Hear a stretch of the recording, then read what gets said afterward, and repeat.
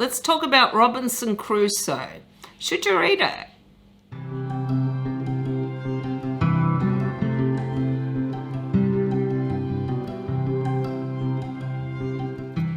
G'day to all you lovely people. Welcome back to my channel.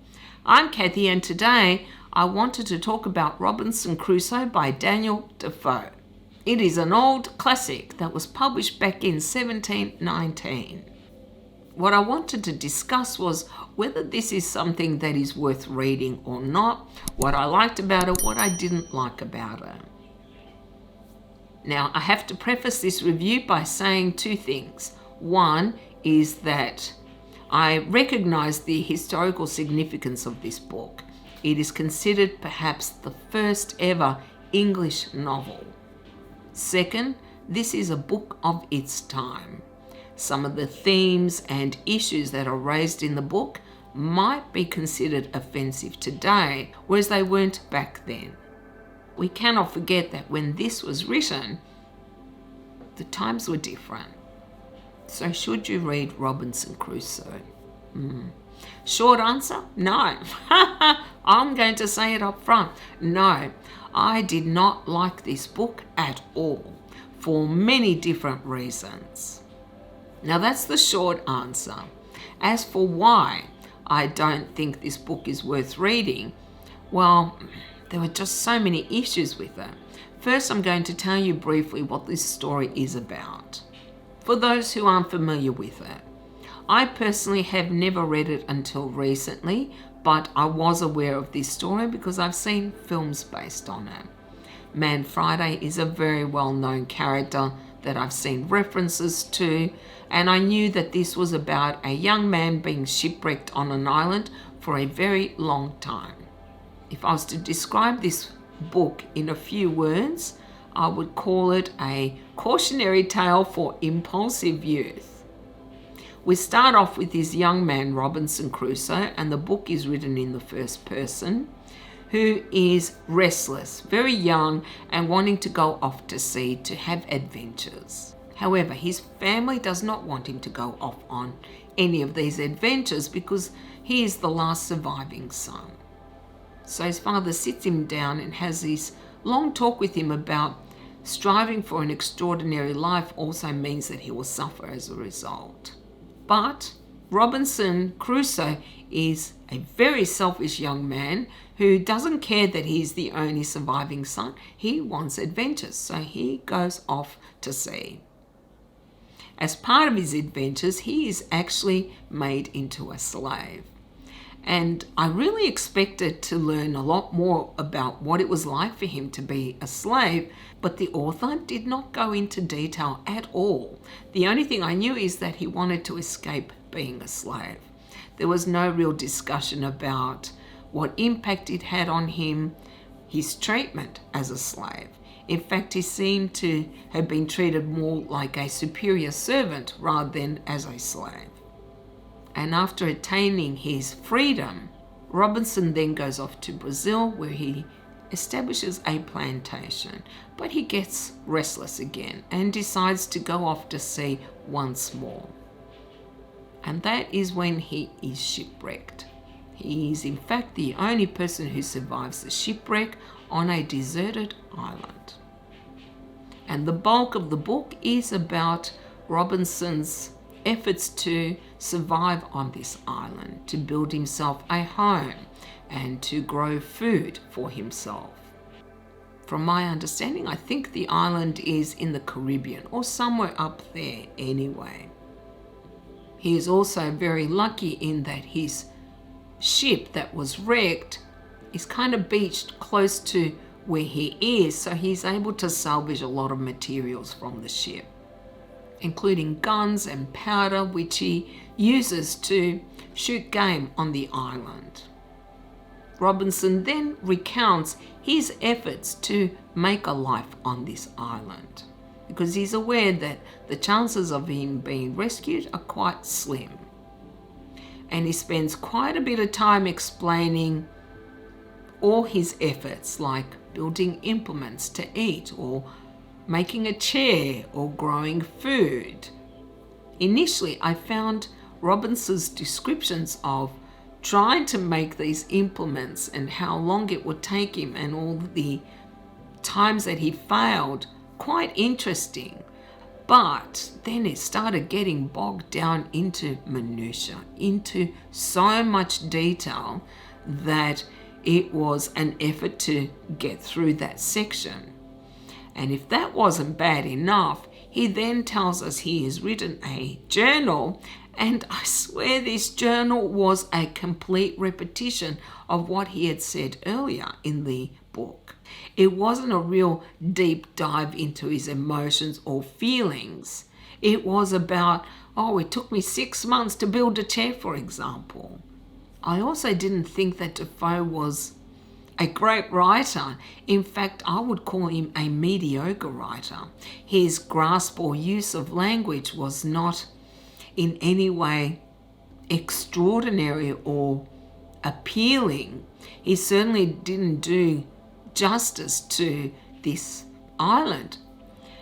Honestly, this could have been cut in half. The book was extremely repetitive. He also didn't have great descriptive prose. I found his writing extremely dull and repetitive in phrases that he used. There's one that a friend of mine found extremely irritating, but I can't remember what it is. If I remember, I'll put it on the screen for you. But there were several phrases that he just repeated over and over throughout the book. That to me was an indication that this is not very well written. I just don't see any real merit to the writing style. As for the story, personally, I find the idea of somebody being shipwrecked for as long as Robinson was on this island quite fascinating. How would you survive? I honestly don't think anyone from this time period would survive, because we would need all our distractions. We are not used to making our own entertainments. So I was curious to see how Robinson would get through the days. And it seemed predominantly it was with physical labour, whether it was trying to build something or going hunting or, planting crops or looking for food. So it appeared he just didn't have time to get bored. The only actual book that he had that survived the shipwreck was a Bible. Not surprisingly, he started reading the Bible and he became what I consider a born-again Christian. And he came to this realization that he was being punished for not believing in God and becoming selfish and going off on his adventures. But he also considered God benevolent because Robinson himself survived the shipwreck. Okay. Now, I am an atheist, so I do not know much about religion, but it seemed to me to be a very puritanical sense of religion. Perhaps that's an exaggeration, but that was my impression anyway. And he talked a lot throughout the book about punishment and redemption, and that his surviving was his chance to redeem himself. I don't think he succeeded. Unfortunately, much of the book dealt with either Robinson's efforts to build things to make a life or about religion. There was hardly any talk about the actual emotional impact on him of being on this deserted island by himself for such a long time. And that, I think, was necessary to make this story more appealing. During his time on this island, Robinson discovers footprints, which freaks him out because he thought it was deserted. And he realizes that natives from neighboring islands or the mainland have been coming over to his island and cooking people because they are cannibals. There was a stage where he considered going in and killing them all, which I thought was just so horrific. But eventually he decides that no, this wasn't the right thing to do. Who is he to judge their cultures, which I was really surprised to read about. And yet, he actually rescues a native who was going to be dinner for some of these cannibals. And he scares off the cannibals off his island. And I thought, okay, here we go. Robinson has been feeling the lack of companionship, and now he has somebody who, of course, he had to teach English to so that they could communicate. He eventually calls him Man Friday. And then Robinson tells Man Friday that he can call him Master. Wow. I honestly almost slammed the book shut. I got so angry at reading that. This is a man who has been alone, has been seeking companionship. He finally gets somebody, but hey, he is a native, therefore he is inferior, therefore he should call him Master. Oh my goodness. I cannot tell you how much that pissed me off. And at this point, I had to remind myself, this is a product of its time. Colonialism was a big thing. Many European countries considered themselves so superior to any other culture. But still, why couldn't he call him Robinson? To call him Master is, I think, a reflection of this character, Robinson, who I actually utterly despised. I also should mention there were just so many things that stretched credulity that nobody else survived but Robinson. Okay. And then the ship actually gets beached close to him that he is able to salvage all these materials. How convenient.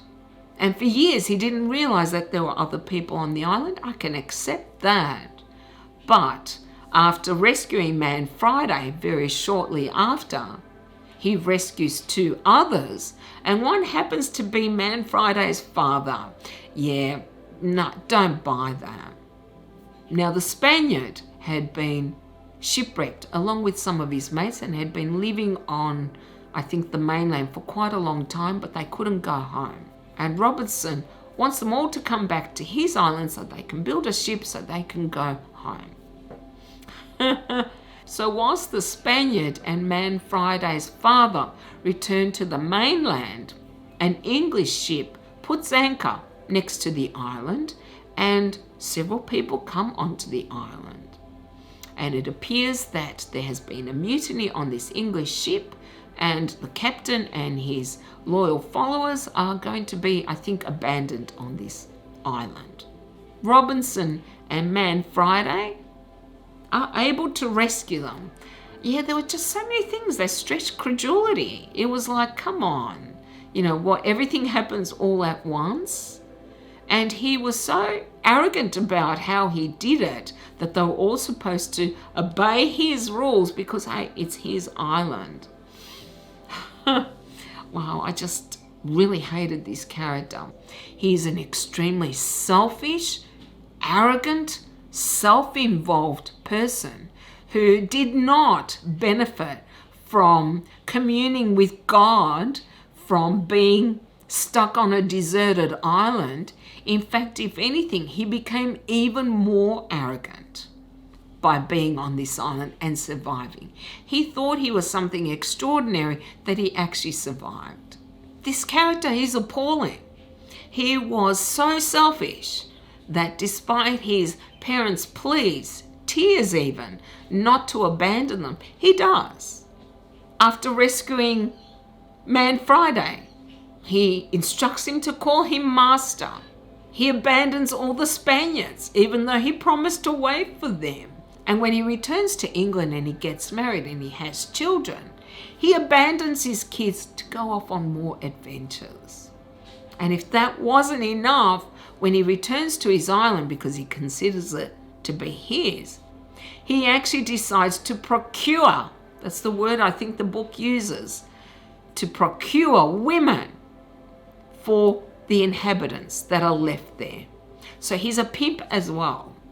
wow, he is just such a horrible human being.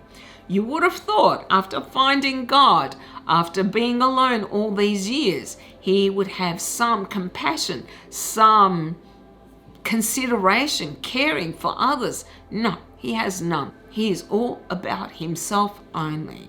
So if the book was aiming to show enlightenment through religion, it failed dismally, in my opinion. I really loathed this character by the end, can you tell? He was not admirable at all. And whilst I did admire how skilled and resourceful he was, all his actions throughout this book were just horrific. Okay, now that was a bit of a rant because I was so disappointed in this book. I expected so much more, and what I ended up reading was something that just offended me on so many different levels that it took away any enjoyment I would have had in this story, which could have been really interesting. Frankly, the films I have seen about Robinson Crusoe paint him as a much nicer character than he is in the books. There is actually a sequel book, but after finishing Robinson Crusoe, I thought there's no way I'm going to read that. This character is unbearable. He is such a horrible human being that I can't bear to read about him anymore. It's not a beautifully written book. The language is far too simple and repetitive. This character isn't all that interesting. It doesn't delve into the actual effects, or emotional effects, I should say, of living on an island for so long on his own. It really is more about his religious awakening and his pride, I guess, in his abilities to survive. Certainly his behavior towards the natives, his attitudes towards anyone not English is quite offensive, especially for those of us who live today. But I think it should have been offensive even back then. But you have to keep in mind the times that this was written. That kind of attitude was not unusual. Doesn't mean we have to like it though, does it? If there had been something else of substance in this book, I could have put up with some of these issues. But in the end, I thought, this isn't a great book. It is a very mediocre one.